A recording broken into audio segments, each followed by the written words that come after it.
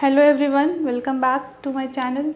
Today I am here to discuss canonical form and one question from December 2018. See, canonical form क्या होता है कि जब भी कोई quadratic form given है f equal to x transpose a, x is the quadratic form, then if there exists any p, non-singular p, means determinant of p not equal to 0 such that p transpose a p equal to b, जहाँ b क्या होगा, B is the diagonal matrix alpha 1, alpha 2, alpha n are the diagonals, then y transpose by is called the canonical form of the quadratic form x transpose ax, and we can write y transpose by as summation alpha I yi square. Okay मतलब कि canonical form क्या है, convert हम लोग को कैसे करना है. We will get a matrix B such that it is a diagonal matrix and all the diagonal entries are alpha 1, alpha 2 up to alpha n. मैंने जो आपको कल इंडेक्स की डेफिनेशन बताई थी उसमें मैंने क्या बताया था कि इंडेक्स p से हम लोग रिप्रेजेंट करते हैं. इंडेक्स क्या था, number of positive entries, number of positive entries in the reduced canonical form. मतलब जो भी कैनोनिकल फॉर्म में रिड्यूस होने के बाद हमें मिलता है उसमें नंबर ऑफ़ पॉजिटिव एंट्रीज़ देखते हैं हम लोग. तो सपोज़ ये रिड्यूस होने के बाद इसमें डायगोनल्स में इस तरह से आएगा, बाकी सारे ज़ीरो होंगे, तो इसमें हम लोग नंबर ऑफ़ पॉजिटिव एंट्रीज़ को बोलेंगे index. Number of non zero entries is the rank and number of negative entries, total number of positive entries minus negative, total number of negative is the signature. Okay, ये मैंने कल आपको बताया था. ये सारी बातें हैं, बस हम लोग को कैनोनिकल फॉर्म कैसे रिड्यूस करना है. अगर कोई मैट्रिक्स ए है तो ये कोई भी सिमेट्रिक मैट्रिक्स होगी, सपोज़ कुछ भी एक सिमेट्रिक मैट्रिक्स होगी, उसे हम लोग क्या करेंगे कि P transpose A P equal to B ऐसे बनाना है. तो कोई भी मैट्रिक्स ए को हम लोग आई से मल्टीप्लाई करते हैं, it will remain same 1 0 0 1 a 1 0 0 1. Okay, this is equal to this matrix A. अब हमें जो कैनोनिकल फॉर्म लाना है वो क्या करना है कि इस दोनों को 0 0 बनाना है. तो जो भी डायगोनल में फिर जो एलिमेंट्स बचेगा, जो ट्रांसफॉर्मेशन इसके साथ होगी वो ट्रांसफॉर्मेशन हमें इसके साथ भी करनी है. और उसके बाद जो यहाँ पे रिड्यूस होके 0 0 आएगा, फिर ये जो दो बचेंगे यही हमारे अल्फ़ा आइज होंगे. उसी से हम लोग इंडेक्स, रैंक और सिग्नेचर निकालेंगे. ठीक है, यहाँ तक समझ में आया. अब उस क्वेश्चन को देखते हैं कि कैसे सॉल्व करना है. फ्रेंड्स, मैंने कल आपको एक स्टेटमेंट बताई थी, बहुत इंपॉर्टेंट थी. Equivalent when two quadratic forms are said to be equivalent. Two quadratic forms are said to be equivalent when they have the same rank and index, और you can say same rank and signature. तो पहला काम हमारा क्या है, पहले तो we have to form the matrix from the given quadratic expression. ये एक्स वाई है. Now it is a quadratic form in two variables x and y. So what I have told you how to form the matrix, write the coefficients of xi squares in the diagonal and see friends, यहाँ क्या हो रहा है कि x और y square, x square का coefficient कुछ नहीं है, 0 0 है. तो ये दोनों 0 0 हो गए, और ये x y इसको 2 से डिवाइड करके लिखेंगे तो इट विल बी हाफ, और यहाँ पे भी हाफ हो जाएगा. ठीक है, ये हमारी मैट्रिक्स है corresponding to the quadratic form Q1. ठीक है, नाउ फॉर Q2 क्या बनेगी, एक्स स्क्वायर, तो एक्स स्क्वायर का 1, वाई स्क्वायर 1, 2xy, तो 2 से डिवाइड किए 1 and 1. ये हो गई Q2 के कॉरस्पॉन्डिंग मैट्रिक्स. और एक Q3 के लिए बनेगी, लेट इट से बी मैट्रिक्स बी. Q3 के कॉरस्पॉन्डिंग एक्स स्क्वायर 1 है, वाई स्क्वायर 2 है, and what about x y 3/2 and 3/2. See, बहुत इजीली हम लोग को तीनों मैट्रिक्स मिल गए. मैंने क्या बोला था कि अगर ये 3 वेरिएबल्स है तो हम लोग 3 क्रॉस 3 का मिलेगा, और सारे ही 2 वेरिएबल्स के हैं तो तीनों मैट्रिक्स 2 क्रॉस 2 के मिल गए हमें. ठीक है, अब हमें चेक करना है ये इक्विवेलेंट है या नहीं. ऑप्शंस में क्या गिवन है, Q1 and Q2 are equivalent, Q1 and Q3 are equivalent, Q2 and Q3 are equivalent, and all are equivalent. Last option, ये पार्ट सी का क्वेश्चन है, तो more than one option can be correct. Now C क्या हो रहा है यहाँ पे, जब हमें मैट्रिक्स मिल गई तो हम पहला स्टेटमेंट रिकॉल करते हैं. ठीक है, 2 real quadratic forms are said to be equivalent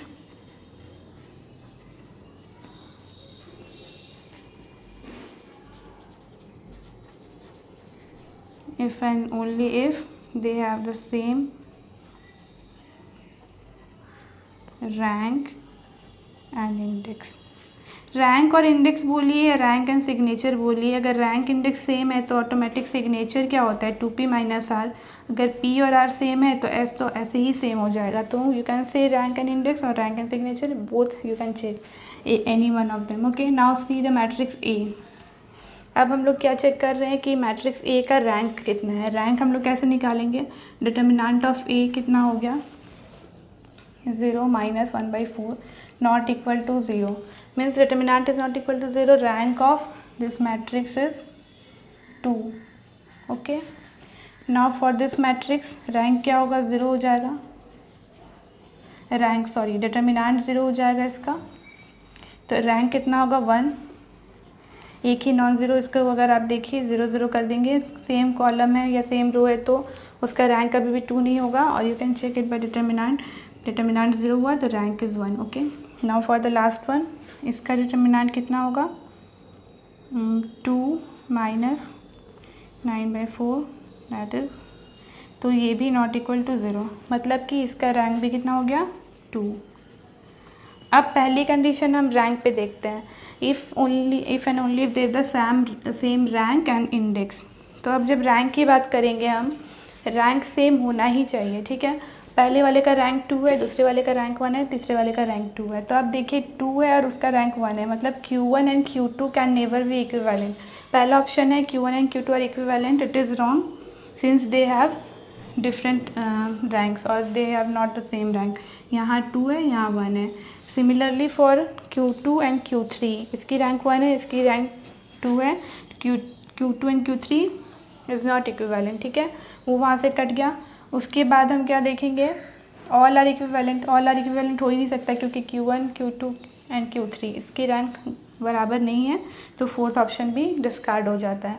now see, मैंने आपको हमेशा से एक बात बोली है कि एग्ज़ाम में it's very important to discard the options. अगर आपको पता है कि आप ऑप्शंस कैसे डिस्कार्ड कर सकते हैं, तो एग्ज़ाम में आपको अगर करेक्ट लॉजिक नहीं भी आ रहा है and you are able to discard 3 options, then you automatically get the correct option. Okay, अब ये पता चल गया कि तीनों गलत हैं तो 2 तो सही होना ही होना है, but you should know also how it is happening here. Okay, rank equal, अब देखिए Q1 Q3 को इक्विवेलेंट होना ही पड़ेगा क्योंकि बाकी 3 ऑप्शन गलत हैं।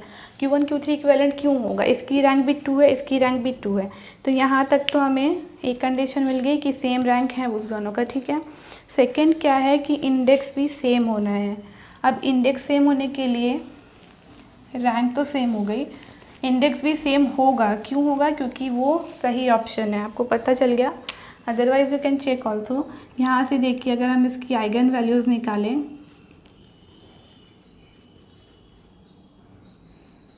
तो लैम्डा स्क्वायर 1/4 लैम्डा इज़ ±1/2। एक पॉजिटिव है, एक नेगेटिव है, तो number of positive eigenvalues 1, number of negative 1 है। तो R तो 2 था rank and P index number of positive eigenvalues 1, ठीक है। और you can check it by converting it into canonical form. इसका कन्वर्जन कर लीजिए कैनोनिकल फॉर्म की जो मैंने डेफिनेशन बताई उसके अकॉर्डिंग, एंड फिर आप उसकी इंडेक्स निकाल के देखिए, ठीक है। सेकेंड इसका तो चेक नहीं करना है क्योंकि Q2 is not equivalent to Q1 और नॉट फॉर Q3, तो ये ऑप्शन तो पहले ही हट गया। फिर इसके लिए भी आप आइगन वैल्यूज़ निकालेंगे 1 - लैम्डा 2 - लैम्डा -9/4। इसकी जब आइगन वैल्यूज़ निकलेगी, या फिर एक काम आप कर सकते हैं, यहाँ से इसको 0 बना लेते हैं हम लोग, तो क्या होगा 1, इसको 0 बनाने के लिए इंटू 3 R2 -3/2 इंटू R1। अगर ये ऑपरेशन परफॉर्म करें तो ये 0 हो जाएगा, ये 3/2 है और ये क्या है 2 - 9/4 मीन्स -1/4, ठीक है। और अगर अब इसको भी 0 बनाना है तो C2 में क्या परफॉर्म करना होगा, column operation.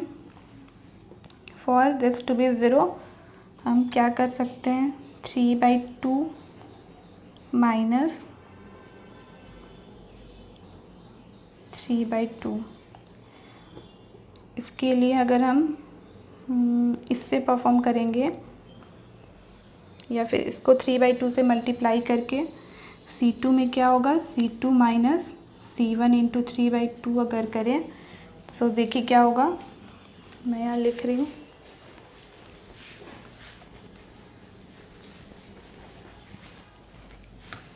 Performing this operation we get 1 here 0 minus 1/4 minus C1 तो 0 है, 0 इंटू कुछ भी करेंगे तो same and it is 0। Okay, तो यहाँ से ये हमें इसके कैनोनिकल फॉर्म में रिडक्शन हो गया, ये कन्वर्ट हो गया और इसका अल्फाइज क्या है 1 है और माइनस 1/4 है। मतलब इसके लिए इंडेक्स कितना है, number of positive entries 1 and number of negative entries R तो 2 था, नंबर ऑफ नेगेटिव एंट्रीज हो जाएगा 2 माइनस 1 इज़ 1। ठीक है, ये नेगेटिव एंट्री है, negative entries number of negative entries 1, P is 1, R is 2। P देखिए यहाँ भी 1 है, P यहाँ भी 1 है, इंडेक्स सेम हो गया ना दोनों का और रैंक भी सेम हो गया। And if you want to find the signature 2P minus R तो क्या होगा, 0 होगा और इसके लिए भी सिग्नेचर 0 होगा।